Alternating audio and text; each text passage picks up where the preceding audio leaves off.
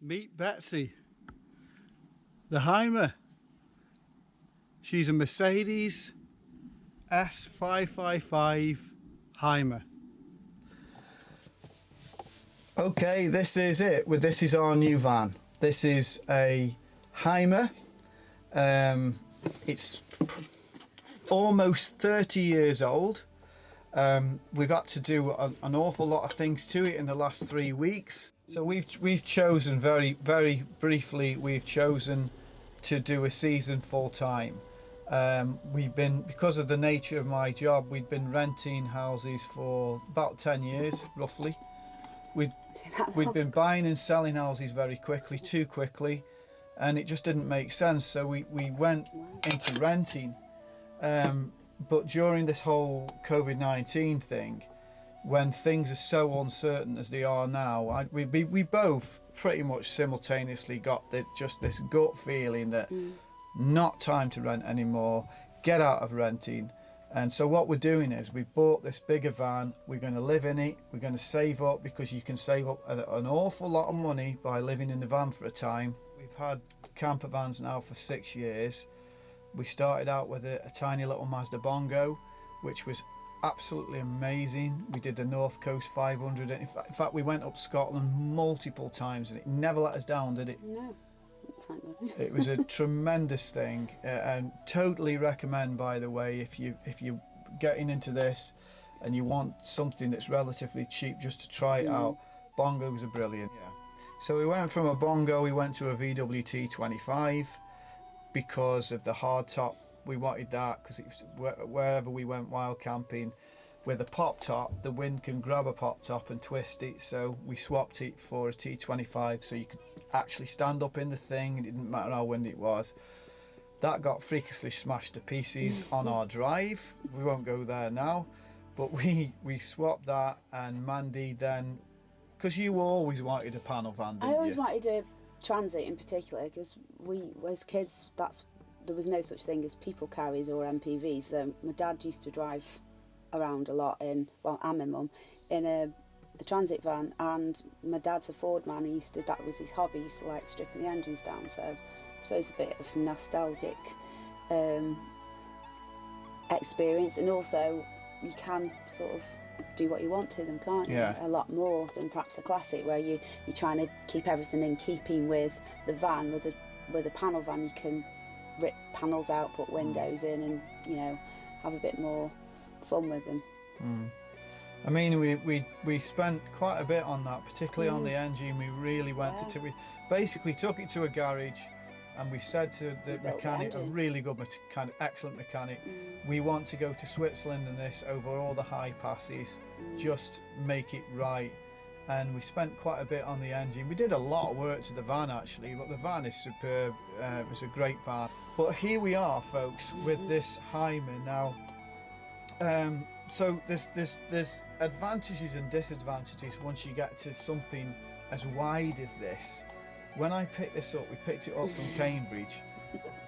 Honestly, when I first got in this left-hand drive, and as wide as the thing is, I thought it felt like I was driving one of these amphibious flipping land sea vehicles. It felt so weird. It was actually not a nice experience driving it back from Cambridge. I'd been so used to the power of the Transit, and then going to a non-turbo. So this is a 2.9 litre 5-cylinder, great engine. They called the million mile engine.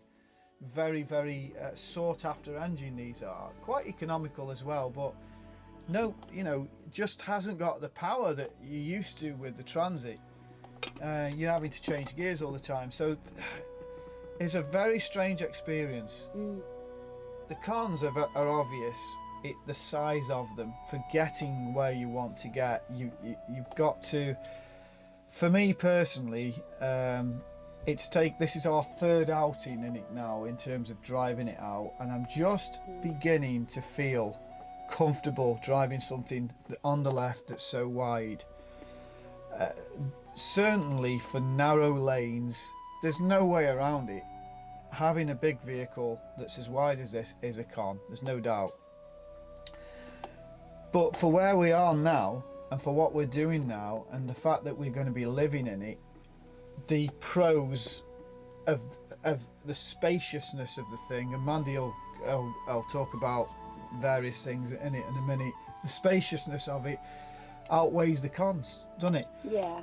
Well, you hope. We've done it now. But yeah, I mean, I don't think I'm going to ever be driving it. That's one thing to, you know, bear in mind. We've had to talk about that, haven't we? Just in case you ever become ill again or can't drive it. So we've had to discuss things like where we would park it and stuff like that. But the living space is far better. And we did actually look into the layout, but it all happened quite quickly because our mechanic friend had told us to buy a specific van, and it had to be a Mercedes S-Class, and he said the 555, but you won't get one, you'll have to import it from Germany. And there's just no way we had the time or the resources to do that, because obviously we'd already sort of spoken to our landlord and hatched up an agreement that it'd be sometime end of October, November that we'd be moving out. So we knew we wanted a van with enough time. We knew we wouldn't have a perfect van for that age, and we needed a couple of weeks, months to get it to spec, you know, enough to live in. So we've done that, haven't we? Ish.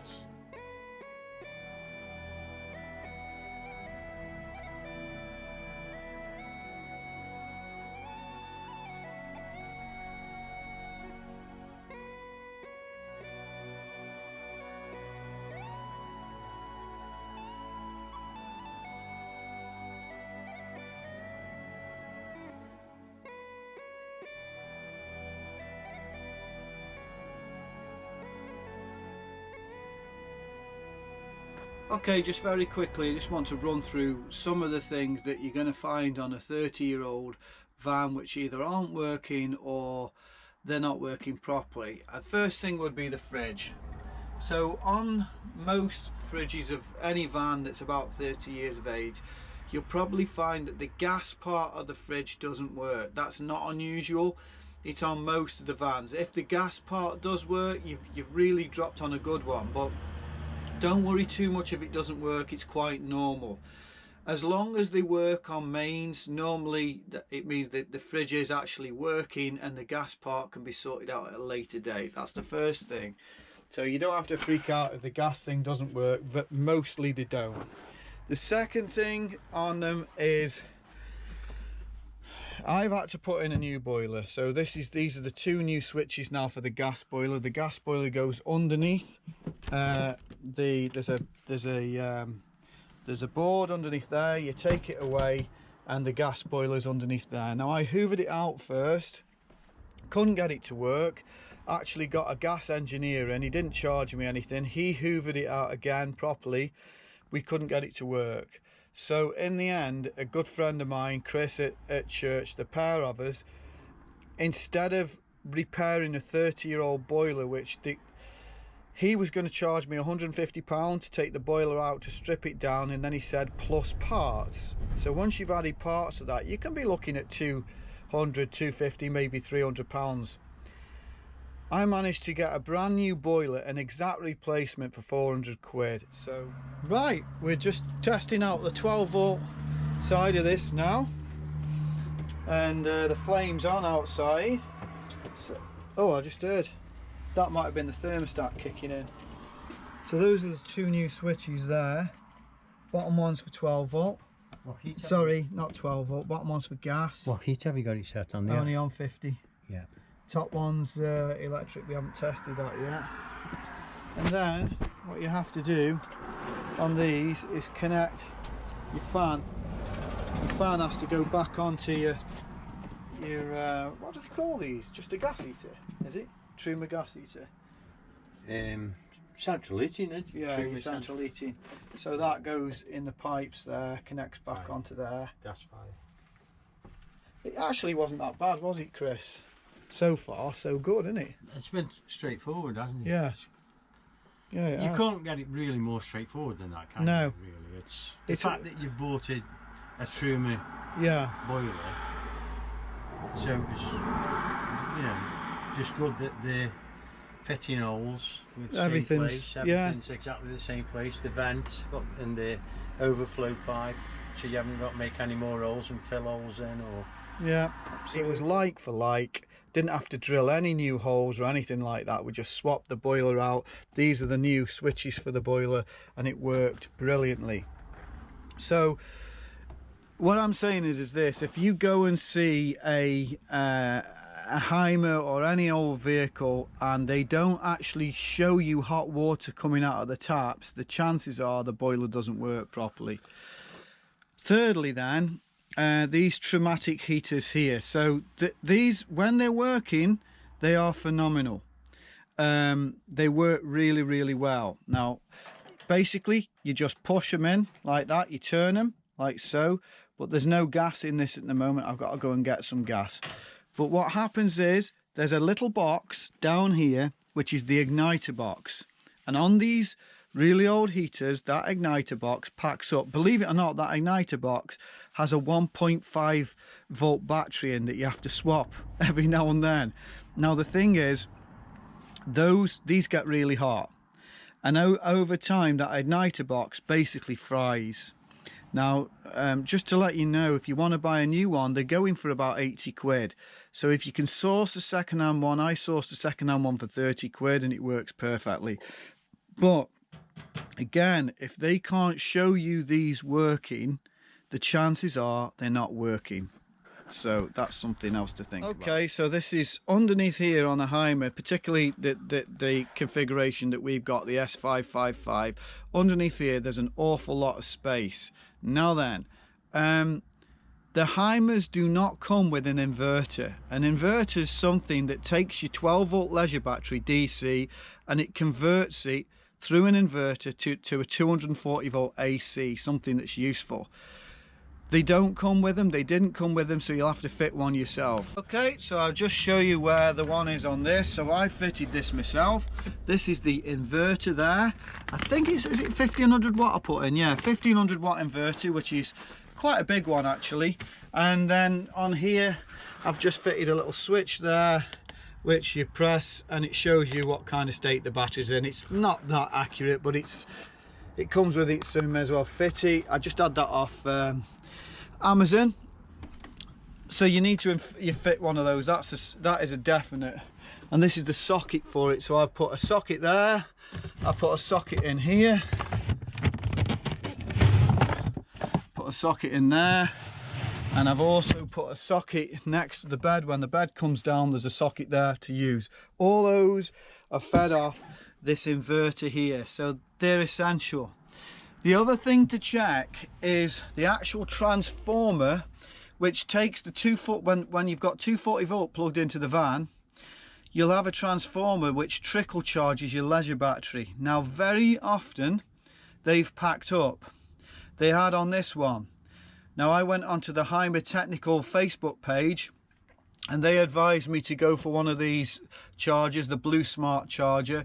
I just went with their advice. You can basically get any charger, but these kind are much kinder on batteries. When instead of just banging in 14 volts continuously, what these will do is they will back off. They'll back off when the battery's getting fully charged, and that is really, really important actually.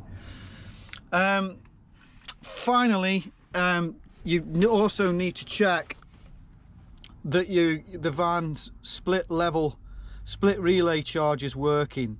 That's really important, because what happens is when you start up your van, when the engine's running, this relay will allow the leisure battery to be charged from the alternator. When the engine's turned off, the relay inside of there switches across so that the leisure battery can't it can't steal any power from your motor battery. You don't want that, otherwise that'll be flat in the morning, you won't be able to go anywhere. So a split level charger is essential. If you're cheeky when buying a van, it's probably a good idea to ask the people and say, can you show me the split level charger working? Now the way that you do that is by putting a digital meter on the leisure battery, and to make sure that when the engine's running, there's 14 volts on that battery. You know then it's working.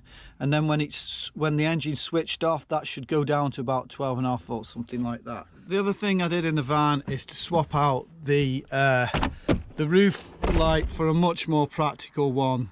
The reason for that is when the bed is down, see, so there's the bed there, there's your roof light. When the bed's down, it's nice to be able to stick your head through and see what's going on outside. And so for me, that might, for other people they might think, well, what's the point in that? But for me, it's a big thing. I like to see the rain coming down at night and snow or whatever it is. But this also gives an awful lot more light, and of course you can really control how much light you've got in when you're in your bed. So things like this are just to me, that's an important thing. Normally the Hymers will have a great big roof light in the middle like this. We got these rechargeable things off Amazon that are dimmable, and they also have a PIR on them, so if you're going to toilet at night, they automatically switch on. There's so many good things now, and they're so cheap as well, those things, and they're rechargeable, so they don't work off batteries or anything. Okay, so the shower and the toilet in these vans is really good. The shower is the tap there becomes the shower, it lifts right the way up. Quite a lot of cupboard space as well, side of the van, like so. And outside of the van as well, you've got another shower for kind of washing off boots and stuff like that. So in terms of a sink, it's very bog standard. Don't forget this is 30 years of age, so the sink's just a normal sink. It's with a SMEB oven with free hob. We've invested in an actual oven which sits on here when we're all set up. That does make a big difference. Outside